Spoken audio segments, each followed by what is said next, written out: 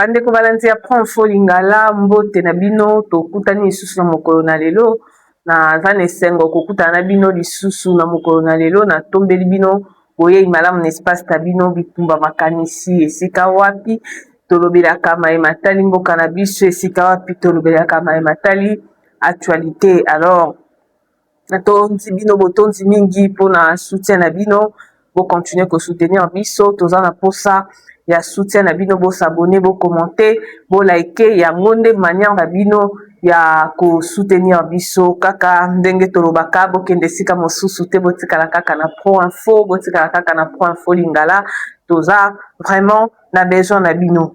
Alors bandeko balandi lelo tokolobela pe mayema tali actualité lolenge kaka tolobaka lolenge kaka tosalaka na kati na esika oyo tokosolola matali actualité oyo etali mboka ya République démocratique du Congo. Alors tokozongela moke makambo etali marche ya opposition oyo baprojecte yango mpona le 22 juillet toyoki mpe na ngambo ya Union Sacrée secrétaire permanent ya Union Sacrée professeur André Mbata ye mpe koloba le 22 juillet bango pe bako marcher. Alors toyebi te soki balingi ba créer nini tokomenga un peu kolobelango. Et puis tomoni lisusu le président AI a eu des UDPS koloba que bango parti na ye eko participer na marche wana te bango bayebi makambo wana te. En tout cas tokolobelango na kati nesika oyo pe tokozongela ba retra lokuta oyo tozomona ya ba rebelle ya AFC M23 toyebi bien que totikali na jour moko pona to kutana to kota na délai oyo États-Unis epesaki ba militaire rwandais pona kolongwa na mabele ya République démocratique du Congo. Alors date yango eza le 15 dès le 15 juillet nde bango balobaki eza date oyo ya suka bapesi bango pona kolongwa, mais jusqu'à présent tozomona kolongwa yango te ndenge kaka nauti koannonce bino baretra lokuta oyo bazoluka kose repositionner mpona koluka koattake lisusu tokolobela yango. Et puis tokoloba pe un mot par rapport ya rapatriement ya bacongolais na oyo baza en situation régulière ou irrégulière na mboka ya Afrique du Sud esika wapi xénophobie ezosalema bazobenga na baétranger bazoboma baétranger. Alors République démocratique du Congo pe basali ete bacongolais nyonso baza na mposa kozonga mboka bakende kosenregistre na ambassade na biso ete po bazonga awa na République démocratique du Congo. Yango nde tokolobela na kati na esika oyo pardon. Alors bandeko tozongi na sujet na biso ya liboso oyo wapi tozolobela marche ya opposition boyebi baprojetaki marche na bango mpona komarche contre un changement ya constitution. Alors balobaki bakomarche kino na palais de la nation ezalaki na date ya le 8 juillet nde ifale marche wana esalema.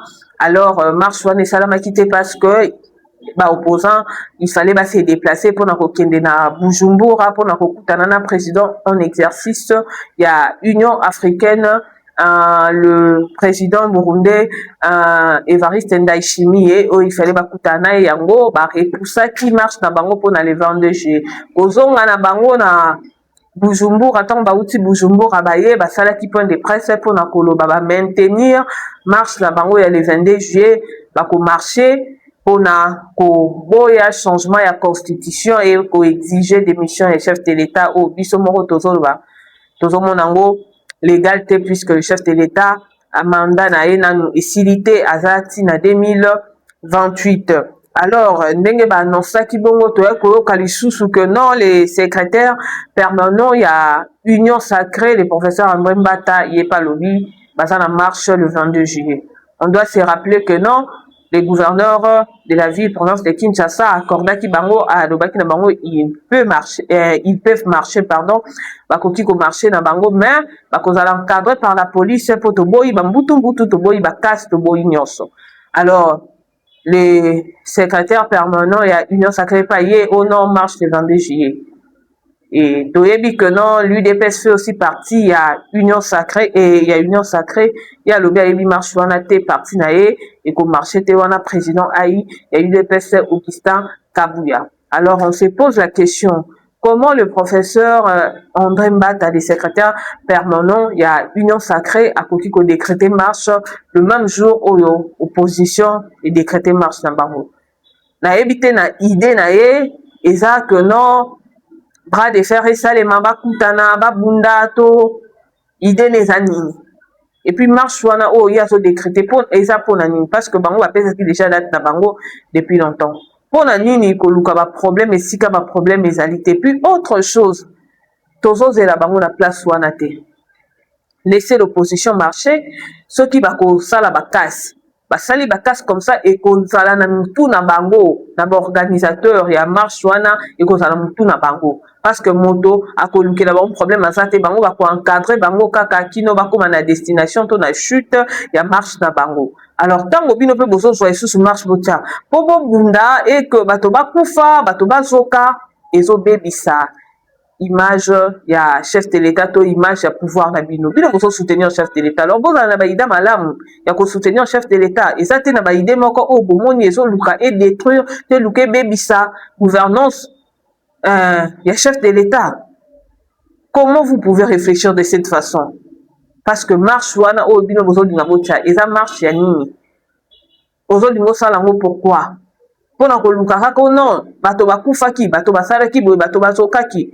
Je ne trouve pas ça non mon amour est vraiment raisonnable te ko kende ko luka marche ce jour ce qui est 21 vous pouvez marcher le 23 vous pouvez marcher pourquoi marcher seulement le 22 juillet vous pouvez marcher ba date mususu eza wana bokoki ko marcher ba pexi bino ko marcher te parce que eza droit na bino eza droit ya moto nyonso nous sommes en démocratie alors boza na liberté wana mais koluka te kosala ngo jour wana mpona ko créer nini qu'est-ce que vous voulez créer ba o baza ba partisan na bango et puis c'est un jour ouvrable ba o baza ba partisan na bango ba ko accompagner bango ba kei bako accompagner bango bakei mais ba oyo pe esengeli bakende ba misala bako kende misala basali makambo na bango lolenge esengeli eza bato nyonso te nde bako accompagner bango. Alors pourquoi créer ba makambo nyonso bozoluka ko créer wana et puis je pense et je ne pense pas tozela bino place wana te on attaque les chefs de l'État on accuse les chefs de l'État venez défendre le bilan des chefs de l'État. Chef de l'État zangi bato oyo bazo communiquer sur makambo ya malamu azo sala et pourtant chef de l'État sali makambo ya malamu ebele vous n'arrivez pas. Vous n'arrivez pas. Et ça, quand on attaque les chefs de l'État, tout le monde a un moto. Moi, comme on a sauté les makoloba. Mais bébé baloba kate. Bozo ya ko défendre chef de l'État, bozo ko kakosala musala wana te. Mais bozo lingaka boko tanakata ba futilité, nakata makambo moko ezo honorer te, ezo apporter un plus dans gouvernance la minoté na pouvoir na minoté. Maintenant là où bino bolingi bo s'attarder, là où bino bolingi bo vanda. Et pourtant esika ya ko défendre chef de l'État, ya ko monisa ba réalisation ya chef de l'État pour que la population comprenne réellement que Félix Antoine Tshisekedi travaille. Wana boza makasi na yango te.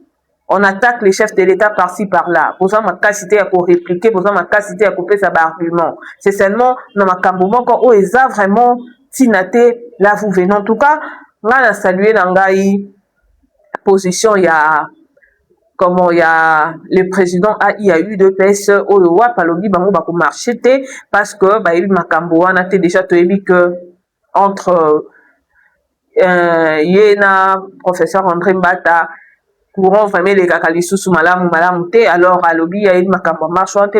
En tout cas na salué position wana parce que je trouve que eza inutile et ça vraiment utilité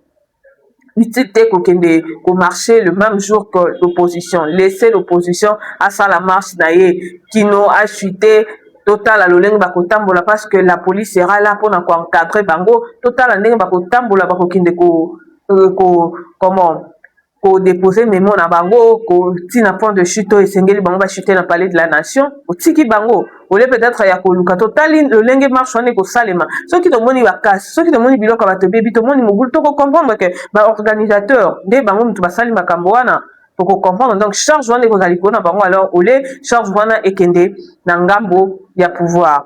Alors bandeko balandi to koti na sujet na biso ya mibale o ezali makambo ya faux retrait ya ba rebelle ya FC M23 oyo balongwe na groupement ya Ikobo na ba village mo ebele ba longwa qui vraiment ba c'est nini ba se retirer ko se retirer wana ba se retirer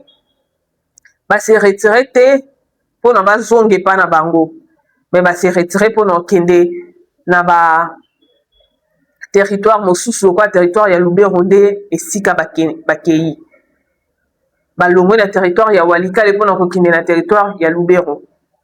Alors, est-ce que tokobenga yango vraiment ils a retrait ya solo? Est-ce que tokoloba que non rebelle ya FC M23 se retirer militaire rwandais se retirer parce que toza na 24 heures to na 11 jours ya date oyo wapi les Américains, États-Unis et pesaki pour na koloba ete na date telle le 15 juillet militaire rwandais, il faut balongwa sur le sol congolais. Alors, est-ce que jouer na makambo wana te po basala faux retrait na bango parce que toyebi faux retrait on a to relaxer bino que ça faux retrait pourquoi? Faux retrait parce que na ndenge se retirer bongo bake ezati ke bazongi bake na territoire mosusu dans l'entretemps na Sud Kivu na territoire na localité pardon ya Kipupu attaqué position ya force armée ya République démocratique du Congo. Bato baza na intention ya se retirer. Est-ce que bakoluka sou bitumba? Est-ce que bakoluka sou comment attaquer les sous? Non. Bazoluka se repositionner pour chercher comment attaquer. Pour chercher comment attaquer yango wana nde eloko bazo sala. Ce n'est pas que non bazo se retirer ndenge États-Unis à lobby ndenge boyena boy baza na intention na te. Et puis na komona makambo lolenge zo se présenter na ngambo est tantimité que lobby le 15 tokomona militaire rwandais kozonga na mabele na bango kozonga na Rwanda et ça les maté. Et puis on doit informer na jour moko soki a 2 jours oyo pour na retrait wana de Joseph Kabila ye wana sana Goma. L'ancien président Asana Goma. Asana Goma pourquoi tolobaki awa que non yenda zolinga bimali susa la kisandenge que non yende le lenge chef de l'état lobaka l'AFC c'est Joseph Kabila. Yenda zo konza yende eza ba jeune na bango pona koluka ko dédouanier balobaka non conflit wana eza entre ba congolais koluka ko dédouanier Rwanda mais biso so toyebi que c'est le Rwanda. De basana réunion il faut basa la réunion asana Goma. Tout le monde qui commence proche na ye Moïse Nyarugabo lolenge na point 0 azalaki na ba rebelle ya FC M23 na ba militaire rwandais ba telemaki na ba ennemi o bato bazo boma biso. Donc nyonso wana ba image wana ba déplacement wana nyonso wana ezo démontrer comment est-ce que bango bazo coopérer na bato yo bazo boma République démocratique du Congo. Et puis cette information qui circule que non force armée à République démocratique du Congo boy ko combattre na Kalemi boy ko combattre na Kalemi bakimi eza fausse information eza makamba solo te. Nos forces bazana pour na ko défendre l'intégrité territoriale na biso bazana raison ya kokima esika songolo pakalate. Puis autre chose lolenge bazo bunda bitumba zo sale mabongo ville ya Baraka eza entre le main ya force armée à République démocratique du Congo. Alors, bino bokomi baraka te boko makalemi ndengeni. Alors, ce sont des fausses informations où bazo circuler pour démoraliser nos forces armées, ko bebisa nini ya population comme on a comme si forces armées ya République démocratique du Congo bazo ça le côté sur terrain. Alors, yango wana bazo pesa ba information, et puis ba information na bango soki ba bandi nde bato ko relayer bato nyonso bato na bango comment na bazo relayer la même information le lenge moko ka ezali ndenge bazo relayer. Mais biso notre façon de communiquer les gens qui sont censés communiquer donner des vraies informations, est-ce que bazo pesa ba information ngo le lenge sengeli? C'est la question que l'on se pose. Yango tika bato mosusu baloba kinois ba congolais baza plus na makambo oyo vraiment eza vraiment tina mingi te na makambo oyo ezo honoré te na kati ya ambiance. Mais si ke sengeli ya ko réfléchir ba congolais belé bazalaka wana te tomitie na kati po biso nyonso toza ba congolais. Alors bandeko balandi et situation oyo eza vraiment pasi makasi yango moni tozoko bakolobela yango tozozela tomona soki parole États-Unis et ko la respecter. Mais nandenge makambo se démontrer nandenge makambo salema on doit le dire. Moi je trouve que c'est difficile pour que malobawana et salanini et ça la respecter parce que le Rwanda, le président rwandais alobaki clairement kakolongwate. Alors on s'est dit, est-ce que le Rwanda est des mèches avec les États-Unis sont derrière, les États-Unis sont derrière le Rwanda. Est-ce que, donc, ma question, ils ont se poser. Est-ce que, pourquoi bazo kokate pour faire taire Paul Kagame, pourquoi bazo kokate militaire rwandais balongwa sol congolais, pourquoi maloba na bango ezozala respecté te? Wana eza question to se poser, tozozela mokolo na lobi tomona si réellement cette parole sera respectée, mais ndenge kaka touti koloba eza pasi. Tozomona comment bazo se repositionner mpona koluka ko attaquer, tozomona comment bazo continuer ko attaquer ba position ya force armée ya République démocratique du Congo, bato baza na intention ya kolongwa bakosala makambo wana te. Et puis t'annoncer bino comment l'ancien président aza na Goma esika wapi bazo ya kosala réunion mpona AFC au place ya yebi lisanga na bango o basangana na ba rebelle pour détruire le pays, pour déstabiliser la République démocratique du Congo. Bandeko balandi to komi kokoma vraiment na suka, mais on devrait dire un mot par rapport ya situation ya rapatriement ya ba Congolais oyo baza na situation régulière ou irrégulière na Afrique du Sud, esika wapi xénophobie ezosalema bazoboma baétranger.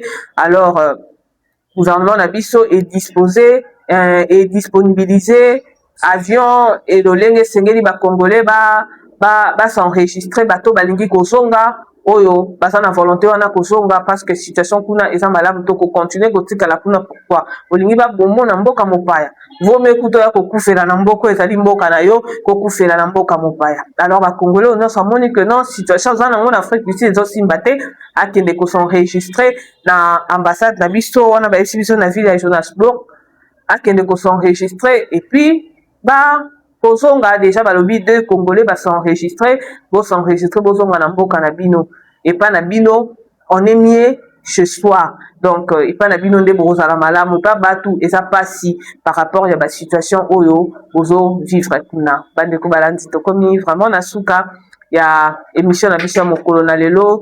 Totondi bino botondi mingi, tosengi bino kaka bo continuer ko soutenir biso, bo s'abonner, bo liker, bo commenter, bo partager, to ko continuer pe ko sala mosala lolenge esengeli. Tokutani mbala sima avec le même plaisir. Au revoir.